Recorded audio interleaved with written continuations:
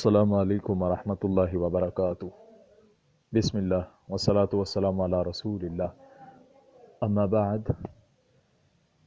एक भाई कहते हैं कि मैं एक वीडियो देख रहा था, उसमें हारिस नामी एक शख्स जो कि अपने आप को एथीस्ट बता रहा था और वो लोगों के मुख्तलिफ़ किस्म के सवालों के जवाबात देकर उनको गुमराह कर रहा था। मसलन ये कि इस्लाम ने औरत के साथ बहुत नाइंसाफ़ी की है, दो औरतों के बराबर एक मर्द को वरासत में हक़ दे दिया गया है, इसी तरह औरत को निगरान नहीं बनाया गया बल्कि मर्द को हाकिम बनाया गया है, वगैरह वगैरह।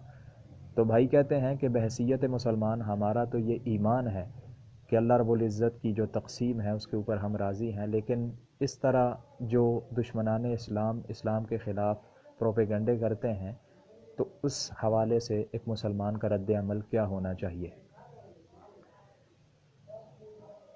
मोहतरम भाई, अव्वलन तो एथीस्ट, मुल्हिद या दाहरिया किस्म के लोगों को बिल्कुल नहीं सुनना चाहिए, क्योंकि इस चीज़ का कोई फ़ायदा नहीं है।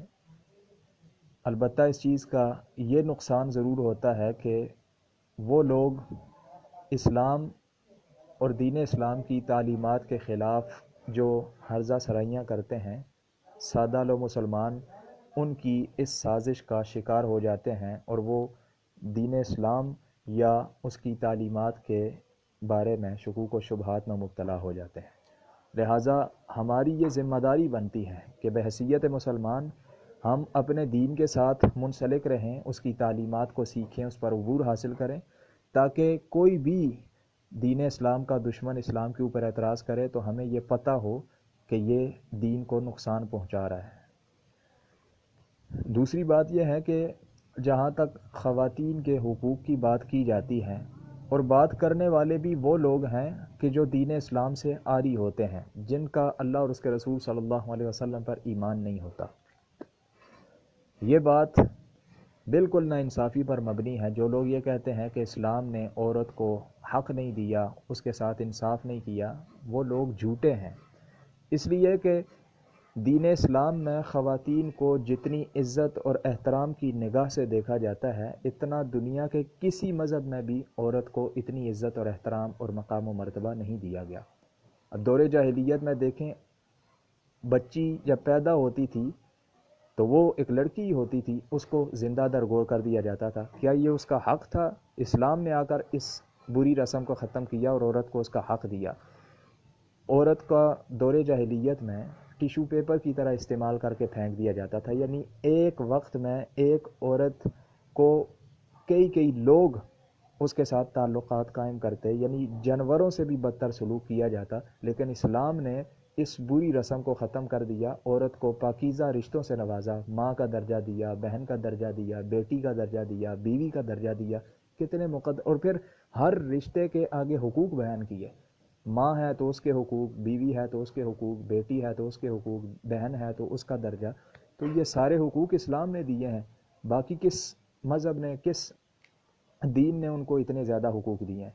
जो लोग औरत की नाइंसाफ़ी या औरत के ऊपर जुल्म की बात करते हैं, तो क्या दौरे जाहिलियत में औरत को वरासत में हिस्सा दिया जाता था? इस्लाम ने आकर उनको ये इज़्ज़त और मकाम दिया, औरत को बीवी का पाकीज़ा दर्जा दिया, उससे नवाजा और फिर महर जैसा हक़ उसको दिया। इसके अलावा बेशुमार इस्लाम की ख़वातीन के ऊपर नेमतें हैं। जो लोग ये कहते हैं कि औरत को इस्लाम ने हक़ नहीं दिया, उसके साथ नाइंसाफ़ी की, हकीकत में वो लोग औरत को घर की चारदीवारी से बाहर निकाल कर उसको ज़लील रसवा करना चाहते हैं। और वो ये चाहते हैं कि दौरे जाहिलियत की तरह, जिस तरह दौरे जाहिलियत में एक औरत के साथ, एक लड़की के साथ बेशुमार लोग जो हैं वो उसके साथ ताल्लुक़ात कायम करते थे और जानवरों जैसा सलूक करते थे, तो औरत के ख़िलाफ़ या औरत के हक़ में जो लोग अपनी आवाज़ बुलंद करते हैं, नारा बुलंद करते हैं, असल में वो औरत तक पहुँचना चाहते हैं। तो इसलिए वो कतन औरत के या लड़कियों के हमदर्द नहीं हैं, वो असल में हकीकत में वो उनके दुश्मन हैं। लेकिन हमारी बोली भाली जो माएँ बहनें हैं, बेटियां हैं, वो उनके प्रोपेगंडे का शिकार हो जाती हैं और वो दीन इस्लाम के ख़िलाफ़ बगावत पर आमादा हो जाती हैं।